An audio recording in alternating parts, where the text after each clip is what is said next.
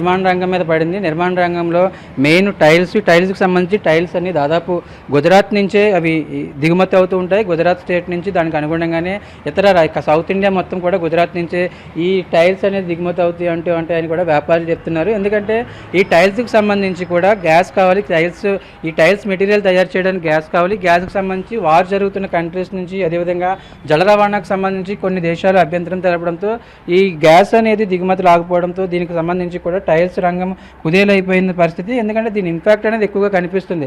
దీనికి అనుగుణంగానే కొంత గుజరాత్ వ్యాపారులు కూడా ఈ కృత్రిమ కొరత సృష్టిస్తున్నారు. అంటే ఈ వార్ ఎఫెక్ట్ ప్రస్తుతానికైతే మన కంట్రీకి సంబంధించి మీద ఉండకపోయినప్పటికీ కూడా ప్రస్తుతానికి వాళ్ళు కృత్రిమ కొరత సృష్టిస్తున్నారు. టైల్స్కి సంబంధించి టైల్స్ ఐటమ్స్, అదేవిధంగా నిర్మాణ రంగానికి సంబంధించిన ప్రొడక్ట్స్ని భారీగా పెంచేసాం. అదేవిధంగా సరుకులు ఉన్నా కానీ లేదని చెప్పడం జరుగుతుంది. దానికి అనుగుణంగానే ప్రస్తుతానికైతే బిజినెస్లు కూడా పూర్తి స్థాయిలో తగ్గాయి. మరొక వైపు నిర్మాణ రంగంలో ప్రస్తుతానికి కన్స్ట్రక్షన్స్లో ఉన్న వాళ్ళు, అదేవిధంగా పెద్ద పెద్ద అపార్ట్మెంట్లు నిర్మిస్తున్న వాళ్ళందరూ కూడా ఈ టైల్స్ అనేది నార్మల్ అయిపోయింది. గతంలో అంటే టైల్స్కి సంబంధించి చాలా తక్కువ మంది టైల్స్ వాడేవారు. కానీ ఇప్పుడు టైల్స్ రంగం సంబంధించి అందరూ కూడా టైల్స్ ఎక్కువ ప్రిఫర్ చేస్తున్నారు. కానీ టైల్స్ కావచ్చు, అదేవిధంగా మార్బుల్స్, గ్రానైట్ కూడా తెలంగాణ నుంచి వస్తుంది. కాబట్టి దానికి సంబంధించి కూడా ప్రస్తుతానికి ఎటువంటి ఇబ్బంది లేనప్పటికీ కూడా టైల్స్ అనేది పూర్తి స్థాయిలో కాస్ట్ అనేది కృత్రిమంగా కొరత సృష్టిస్తున్నారు.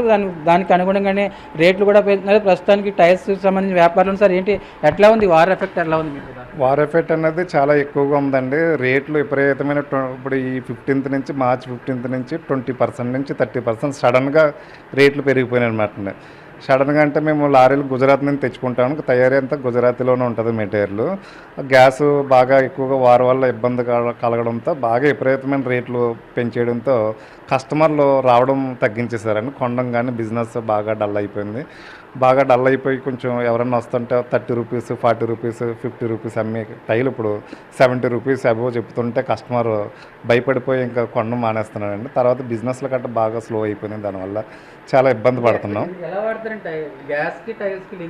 అంటే గ్యాస్ ఏంటంటే ఇప్పుడు వాస్తవానికి ఒక 10 years బ్యాక్ వచ్చేసండి దీన్ని బొగ్గుతో తయారయ్యేది అంటే టైలు. తర్వాత ప్రభుత్వం ఏం చేసిందంటే బొగ్గు వల్ల కొంచెం ఇబ్బందులు, హెల్త్ ప్రాబ్లమ్స్ అది వస్తున్నాయని దాన్ని గ్యాస్లో కన్వర్ట్ చేసిందండి. ప్రభుత్వం ఆర్డర్లు ఇచ్చి ప్రత్యేకంగా గ్యాస్తోనే తయారు చేయమని ఆర్డర్లు ఇచ్చింది. లేకపోతే వాళ్ళకి లైసెన్స్లో మీకు క్లోజ్ చేసేస్తామనేసి ప్రభుత్వమే చెప్పింది. చెప్పడంతో వాళ్ళందరూ గట్రా మరి భయపడి వాళ్ళ గ్యాస్ని మళ్ళీ గ్యాస్లోకి కన్వర్ట్ చేశారనమాట. గ్యాస్లో అంటే వాస్తవానికి అయితే ఉండదండి. 10 days అవుతుంది వారు స్టార్ట్ అయ్యి 10 daysలోనే గ్యాస్ అయిపోయిందంటే ఎవరు గట్రా నమ్మరు. కానీ ఇది కృత్రిమంగా కంపెనీలు ఏం చేస్తానంటే అన్నీ ఒక యూనిటీగా ఓ మాట మీదకి వచ్చేసి దీన్ని కృత్రిమ కొరతని సృష్టిస్తున్నాయి అనమాట. బిజినెస్ డైలీ 1 lakh, 1 లక్ష రూపాయలు అమ్మే బిజినెస్ 10,000 రూపాయలు కట్ట అమ్మడానికి చాలా ఇబ్బందులు పడుతున్నాం. కస్టమర్ వస్తున్నాడండి, రేట్లు చెప్తున్నాం, చూస్తున్నాడు, చూసి వెళ్ళిపోతున్నాడు అంతే. అంటే ఇప్పుడు ఇది టైల్ అనేది అంత వాల్యూ ఏం చేసుకోవాలి అనేది అంత నిత్యావసర వస్తువు కాదు కదండి. ఆ బిల్లింగ్ ఎప్పుడైనా వేయించుకోవచ్చులే అన్న టైప్లో తగ్గినప్పుడు వేయించుకోవచ్చులే అన్న వాళ్ళ ఉద్దేశం. కస్టమర్ బిల్లింగ్ కట్టుకున్న ఓనర్ ఉద్దేశం ఉందంటే తర్వాత వేయించుకోవచ్చు అన్న ఇబ్బందులు అనేసి చూస్తున్నాడు.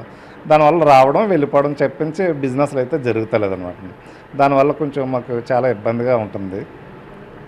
చూసుకోవచ్చు టైల్స్కి సంబంధించి మ్యాక్సిమం ప్రోడక్ట్ అంతా కూడా గుజరాత్ నుంచే వస్తుంది. గుజరాత్కి సంబంధించి ఈ గ్యాస్ కావాలి కాబట్టి టైల్స్ తయారు చేయడానికి ప్రస్తుతానికి అయితే వాళ్ళ దగ్గర స్టోరేజ్ ఉంటుంది. గ్యాస్ సంబంధించి ఒక 4 రోజులకు సరిపడా నిల్వలు ఉంటాయి అన్ని. కానీ ఇక్కడ వార్ ఎఫెక్ట్ జరుగుతుంది. దానికి అనుగుణంగా ప్రస్తుతానికి గ్యాస్ నిల్వలు తగ్గాయి కాబట్టి రేట్లు అనేది మార్కెట్లోకి సంబంధించి గుజరాత్ వ్యాపారులందరూ కూడా యూనిటీగా ఏర్పడి పూర్తి స్థాయిలో రేట్లు అనేది పెంచేశారు. 20 to 30% రేట్స్ ఇంక్రీజ్ అవ్వడంతో దాని ఎఫెక్ట్ ఎక్కువగా కనిపిస్తుందని నిర్వాహకులు చెప్తున్నారు. చూసుకోవచ్చు రకరకాల టైల్స్ ఇవన్నీ కూడా గుజరాత్ ప్రొడక్ట్స్, గుజరాత్ నుంచి ఇక్కడికి దిగుమతి అవుతాయి. దానికి సంబంధించి కూడా వాళ్ళు ఆర్డర్లు ఇస్తూ ఉంటారు. మంత్లీ పేమెంట్లు ఉంటాయి, వీక్లీ పేమెంట్లు ఉంటాయి. వీక్లీకి సంబంధించి సరుకు అన్లోడ్ అవుతుంటుంది. కానీ దీనికి అనుగుణంగా పూర్తి స్థాయిలో వీళ్ళందరూ కూడా వ్యాపారులు కృత్రిమ కొరత సృష్టించడం, మరొక వైపు రాబోయే రోజుల్లో దీని ఇంపాక్ట్ మరింత ఎక్కువగా ఉంటుందని నిర్వాహకులు చెప్తున్నారు. దానికి అనుగుణంగానే మార్కెట్ కూడా కనిపిస్తుంది.